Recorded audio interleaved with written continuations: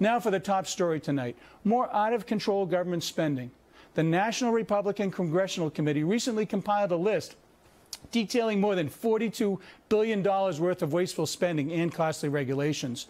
Some highlights: how about taxpayer money funding the development of a dancing iPhone with robots, snail sex research, and puppet shows for kids? What a great idea. You can't make this stuff up, folks. That waste is enough to fund 45,000 years worth of White House tours. One of the first government functions that shut down during the sequester debate, as you remember it. Joining me now to react from Atlanta, Republican strategist Loretta Lepore, and from Los Angeles, Democrat and Fox News contributor Leslie Marshall. Welcome, ladies, and I want to start with you, Leslie. Good evening. Good evening to both of you. Listen, when are the president and the leaders on both sides, the Senate and the House, going to get the wasteful spending out of control and not provide items like this to us, where most Americans just kind of shake their heads? Because if you take that $42 million, that they're talking about, that's one half of the sequester amount that they're arguing now. So what do we do? What's your feeling on that?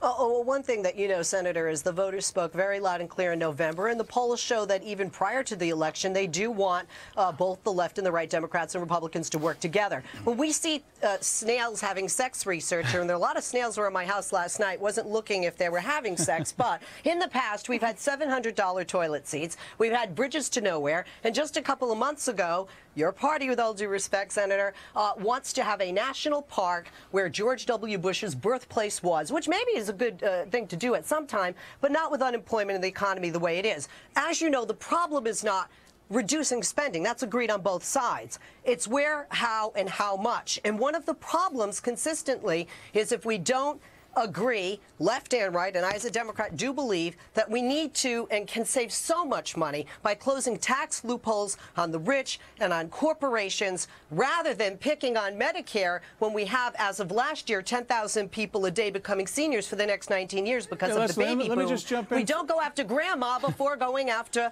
Exxon. You know, the thing I hear about closing loopholes and raising taxes, listen, they just raised taxes. We did it at the end of the year. I voted for that compromise that was actually done in the wee hours of the night. So we did that.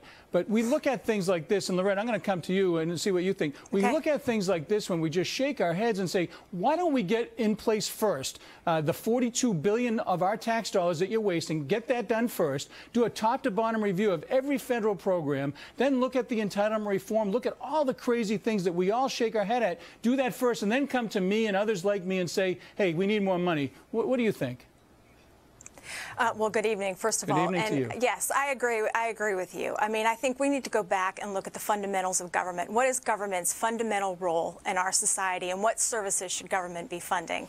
And we've gotten so out of whack with what our needs are. I mean, I think, you know, as a conservative, I believe in limited government, and I think, you know, we have to look at national security, making sure the economy is stable, providing for those in our society who can't provide for themselves right now, and looking at those major infrastructure programs that transcend jurisdictional boundaries.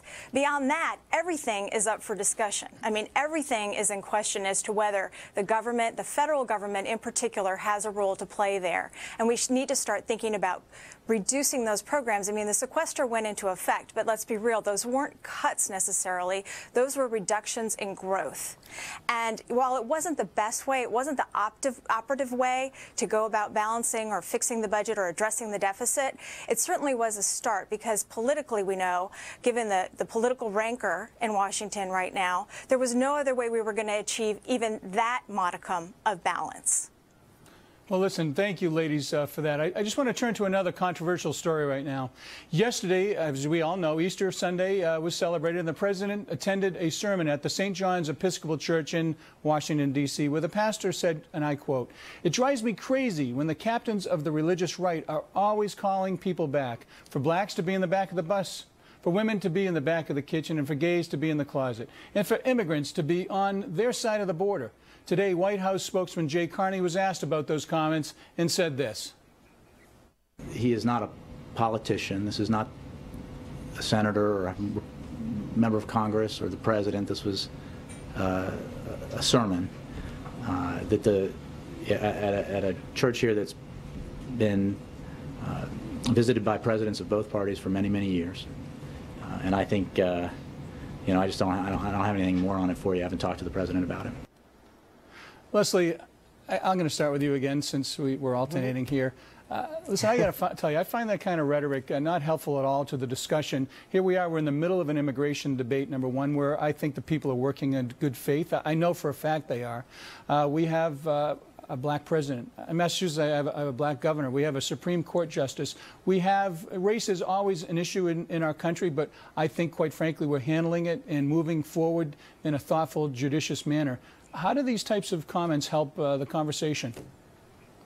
Well, with all due respect, I think it's easy for those of us, the three of us here tonight, who are African American, to make statements like that. But this is a church that both parties have been to. This is a pastor who has done invocations for both the current Democratic president and the former George W. Bush Republican president. I personally can't stand any kind of politics being preached from any pulpit in any religious institution. Having said that, this man does have a First Amendment right to say it, whether you like it from the pulpit or not. But let's look at what he said. Although I do think the back of the bus statement could be offensive, and I am a white woman saying that, when we look at voting rights, African Americans, you know, are feeling oppressed. I hear that on my radio show, and you can hear and see that throughout our country. Let's look at gay rights. We are fighting. The Supreme Court is right now deciding and coming up in June with a decision that for 2 days we found had to do with procreation and moral conduct when it was tied back to what was the real issue regarding gay men and lesbian women getting married. That is pushing them back in the closet. Women turning around and trying to change legislation regarding reproductive rights. I love it. You're on fire. You're fired up. I love it. Loretta, let me get you to comment and fire back on that. Well, I actually think that the pastor's comments were unfortunate. I don't think that any type of incendiary commentary like that really does much to advance the public discourse. I mean, I do think that there are still issues that we have with regard to race relations. Certainly, we're seeing a big, open public debate about gay rights and marriage rights, and whatever decision the court comes to on that, we're going to see a lot of change and a lot more discussion along those lines. And when we look at women's rights, I mean, there's a lot of room to grow in terms of equality in the workplace and so forth and so on. It's the temperature at which we have this discussion. And I think that when we're doing it from a pulpit, I do agree with Leslie. You know, I mean, you know, on Easter Sunday, the holiest of all, you know, Christian holidays, it was just not appropriate. And obviously the president didn't probably walk in there anticipating that that was going to be, you know, the sermon of the day. So I can't really hold him at fault for that. Well, but I think we need to move forward and advance the dialogue in a new day and a new life. Well, thank you both very, very much. It was great to have you on, and we'll see you again soon.